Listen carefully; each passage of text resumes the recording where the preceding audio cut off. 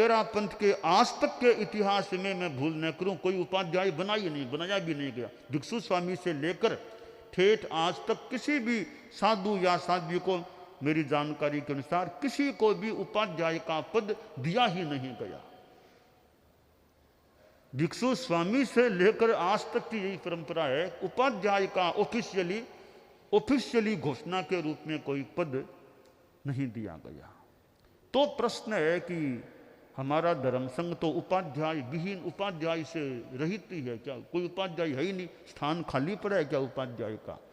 तो ऐसे तो भी अलग से तो कोई उपाध्याय, आचार्य से सिवाय अलग से तो कोई उपाध्याय नहीं है। तो फिर तो इसका एक समाधान उत्तर यह है कि हमारे संघ में मानो कि आचार्य ही उपाध्याय के पद को उन्हीं में समाविष्ट है, अलग से नहीं है।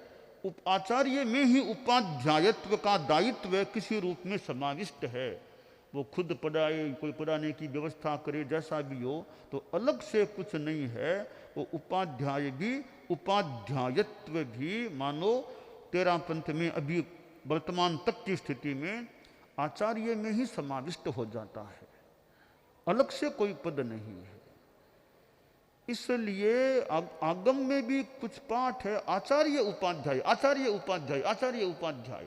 तो यहां एक चिंतन है कि आचार्य उपाध्याय दोनों एक ही व्यक्ति भी हो सकता है, ऐसी भी संभावना। एक ही व्यक्ति यानी प्राचीन काल में भी हो सकता है शायद कि एक ही व्यक्ति आचार्य उपाध्याय दोनों के दायित्व संभालने वाला हो जाए।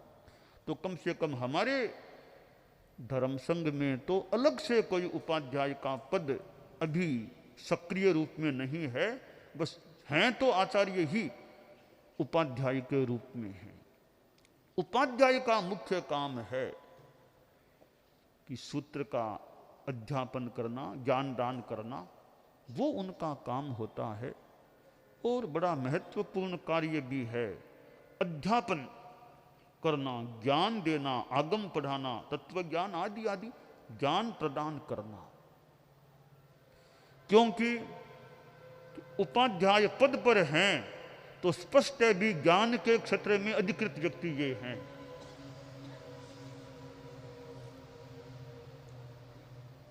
तो हमारे यहां उपाध्याय बोलकर कोई अलग से किसी साधु को, किसी साध्वी को ऑफिशियली उपाध्याय के पद पर स्थापित आज तक नहीं किया गया है, ऐसी जानकारी